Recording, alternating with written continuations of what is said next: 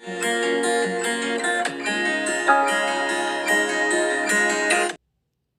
guys, welcome to our channel Key Pharmacy. Today I'm going to discuss about mass spectroscopy. अब मास spectroscopy में ये M pharma का topic है। M farm में mass spectroscopy third unit. तो इसमें contents देख लेते हैं क्या क्या होते हैं। फर्स्ट इंट्रोडक्शन पढ़ेंगे हम मास स्पेक्ट्रोस्कोपी के बारे में। Next definition, next theory, principle and instrumentation, ionization technique and last one is applications. तो ये कुछ कंटेंट है मास स्पेक्ट्रोस्कोपी के जिनको हम इस वीडियो में कवर अप करेंगे। First introduction. Mass spectrometry is an analytical technique that measures the mass to charge particle।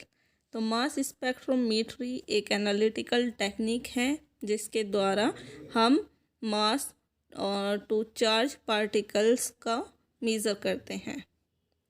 Next, it is used for determining masses of particles, for determining the elemental composition of a sample or molecule।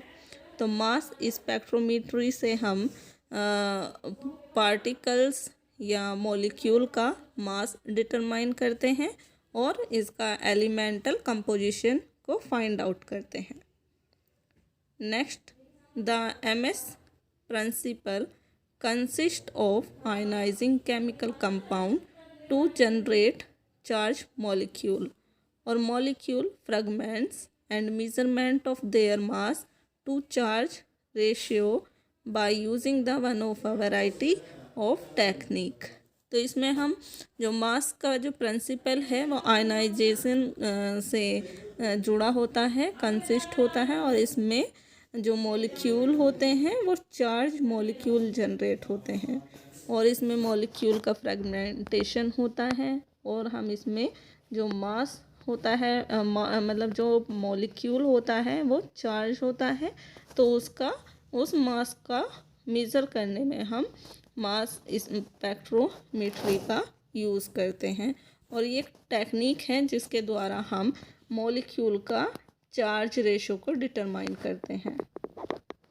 Next, mass spectrometry is a powerful technique for identifying unknown, studying molecular structure and probing the fundamental principle of chemistry. तो हम mass spectrometry जो है वो एक powerful technique है जिसके द्वारा unknown compound को आइडेंटिफाई करते हैं, देन उसके मॉलिक्यूलर स्ट्रक्चर की स्टडी करते हैं। तो ये मास स्पेक्ट्रोमेट्री का इंट्रोडक्शन है। Then theory, the relative abundance of positively charged fragments of various mass to charge ratios is the characteristic feature of the molecule that serve to identify the substance. तो theory में क्या है, जो positive charge compound होते हैं उनका ratio plus जो molecule हैं उनके फीचर को, कैरेक्टरिस्टिक फीचर को आइडेंटिफाई करने में हम मास स्पेक्ट्रोस्कोपी का यूज़ करते हैं। इट इज़ डिटरमाइंड बाय, इसके द्वारा मास स्पेक्ट्रोस्कोपी के द्वारा हम डिटरमाइन करते हैं 1/2 mv² equal to EV, kinetic energy equal to 1/2 mv² का होल ट्वाइस आयन। तो R equal to 2V/H2 into M/E bracket close then into 1/2। तो ये एक फॉर्मूला है जिसके द्वारा हम मास आइडेंटिफाई करते हैं, डिटरमाइन करते हैं, where M equal to mass, V equal to velocity of ion, V equal to accelerating, and E equal to charge on ion. Definition: mass spectrometry is an analytical chemistry technique that helps identify the amount and type of chemicals present in a sample by measuring the mass to charge ratio and abundance of gas phase ion. तो mass spectroscopy एक chemistry की analytical technique है जो compound का identify करने में help करती है और किस टाइप का केमिकल प्रेजेंट है सैंपल के अंदर उसको मेज़र करने में हेल्प करती है। और मास स्पेक्ट्रोस्कोपी के द्वारा हम मेज़र करते हैं कंपाउंड में mass to charge ratio, it means द्रव्यमान से चार्ज अनुपात का हम मेज़र करते हैं। And abundance of gas phase ion, और गैस फेज आयन का मेज़रमेंट करते हैं। Principles: a mass spectrometer generate multiple ions from the sample under investigation. तो मास स्पेक्ट्रोमीटर क्या है? एक इंस्ट्रूमेंट है जिसके द्वारा हम बहुत सारे मल्टीपल आयंस को सैंपल से जनरेट करने में हेल्प करते हैं और उसका इन्वेस्टिगेशन करते हैं। This molecular ion undergoes fragmentation. तो जो सैंपल से आयन जनरेट होते हैं तो मोलिकुलर आयन होते हैं, उनके द्वारा ही हम फ्रेगमेंटेशन का पता लगाते हैं। ईच प्राइमरी कंपाउंड या product, each primary product ion derived from the molecular ion in turn undergoes fragmentation and so on. तो ईच प्राइमरी प्रोडक्ट जो होता है या आयन जो ड्राइव होते हैं मॉलिक्यूलर आयन से, उनसे फ्रेगमेंटेशन जनरेट होता है या फिर और बहुत सारी चीज़ें हम सैंपल से आइडेंटिफाई कर सकते हैं। Next, obtaining mass spectra consist of two type. तो जो मास स्पेक्ट्रा है कंपाउंड का या सॉल्यूशन के अंदर, सैंपल के अंदर जो मास स्पेक्ट्रा जो है वो टू टाइप का होता है। First, conversion of neutral molecule into a charged molecule preferably to a positively charged molecule. तो इसमें नेचुरल न्यूट्रल मॉलिक्यूल का चार्ज्ड मॉलिक्यूल में कन्वर्ट होना या कन्वर्जन होना ही पॉजिटिवली चार्ज्ड मॉलिक्यूल को प्रीफर करता है। Separation of the positively charged fragments formed based on their masses by using electrical और मैग्नेटिक फील्ड और बोथ। तो जो हमारा पॉजिटिवली चार्ज्ड मॉलिक्यूल होता है तो उससे हम सेपरेट करते हैं पॉजिटिवली चार्ज्ड फ्रैगमेंट्स को और उसके मासेस को, किसके द्वारा? इलेक्ट्रिकल या मैग्नेटिक फील्ड के द्वारा, या फिर दोनों के द्वारा। मतलब या तो इलेक्ट्रिकल फील्ड होगी या मैग्नेटिक फील्ड के द्वारा हम कर सकते हैं, या इलेक्ट्रिकल एंड मैग्नेटिक फील्ड दोनों के द्वारा हम मास स्पेक्ट्रा को सेपरेट कर सकते। The instrument consist of 3 major component. तो जो मास स्पेक्ट्रोस्कोपी में इंस्ट्रूमेंट यूज़ होता है जिससे हम मास को आइडेंटिफाई करते हैं किसी मॉलिक्यूल का, तो ये इंस्ट्रूमेंट 3 मेजर कंपोनेंट से जुड़ा होता है। फर्स्ट, इसमें आयन सोर्स होती हैं। तो for producing gaseous ions from the substance being studies. तो जब हम इस इंस्ट्रूमेंट की स्टडी करते हैं तो उसमें जो आयन सोर्स होती हैं जहाँ से आयन रखा जाता है या सैंपल रखा जाता है, तो वहाँ पे वो गैसियस आयन प्रोड्यूस होते हैं सबस्टांस से। तो हम इसकी स्टडी करते हैं कि कैसे गैसियस आयन फॉर्म्ड होते हैं सबस्टांस से, प्रोड्यूस होते हैं। और फिर नेक्स्ट एनालाइज़र, फिर इसमें एनालाइज़र अटैच होता है। तो for resolving the ions into their characteristics mass components according to their mass to charge ratio. तो इसमें एनालाइज़र क्या करता है, रिजॉल्व करने की कैपेबिलिटी होती है एनालाइज़र की। तो ये आयंस को रिजॉल्विंग करता है और उनका मास जो कंपोनेंट का मास को आइडेंटिफाई करता है according to mass to charge ratio के, यानी द्रव्यमान से चार्ज अनुपात के रेशो को ये एनालाइज करता है। यहाँ देखो मास स्पेक्ट्रोमीटर है ये, तो इसमें क्या है, यहाँ पे ये पूरी कॉलम होती है। तो यहाँ पे ये वाली जो फर्स्ट स्टेप है, यहाँ पे सॉल्यूशन का या किसी भी कंपाउंड का आयनाइजेशन होता है। तो यहाँ पे वेपर सैंपल बनता है। यहाँ जब कोई कंपाउंड रखेंगे तो वो वेपर फॉर्म में आना शुरू होगा। तो यहाँ से ये जो इंस्ट्रूमेंट है या जो सोर्स है आयन सोर्स, ये आइडेंटिफाई करती है। फिर इससे आगे वाला ये वाला पार्ट हमारा एक्सेलरेशन का होता है।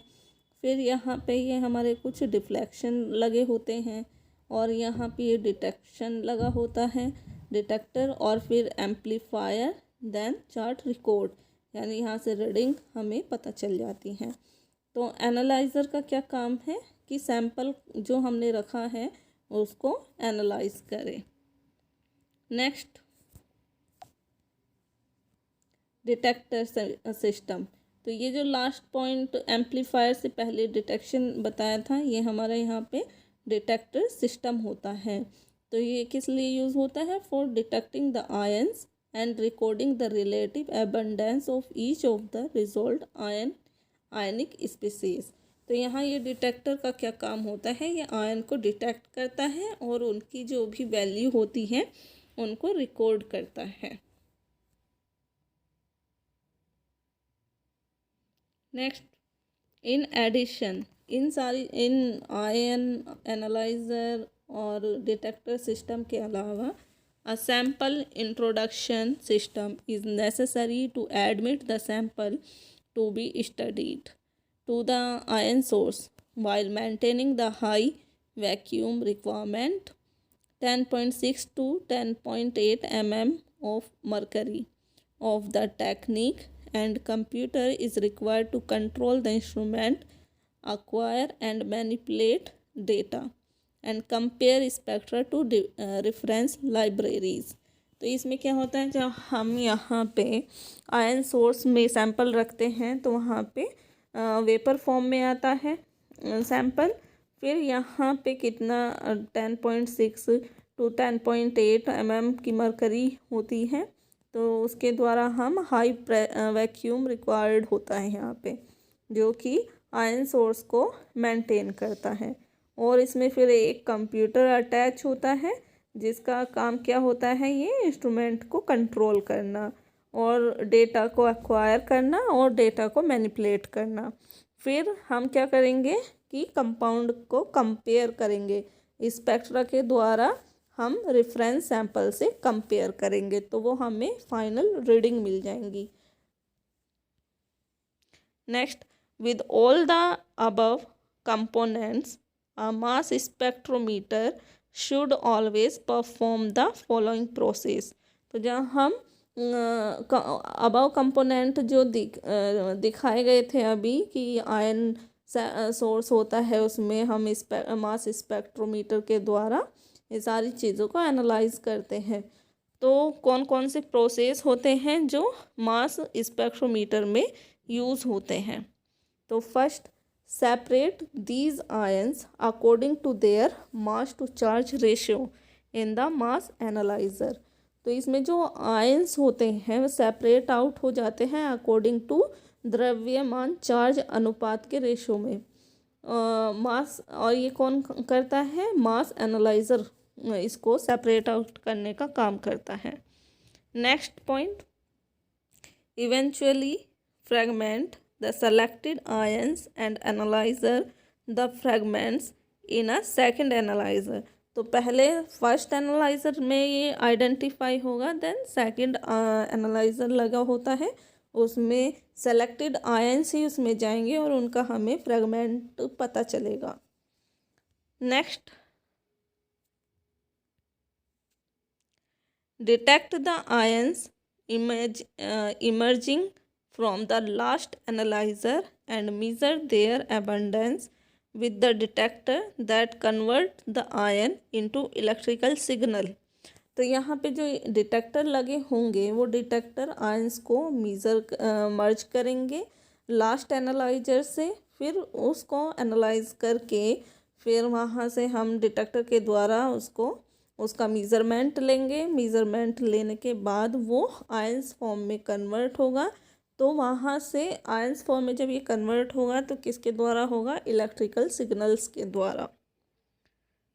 Next, process the signals from the detector that are transmitted to the computer and control the instrument using feedback.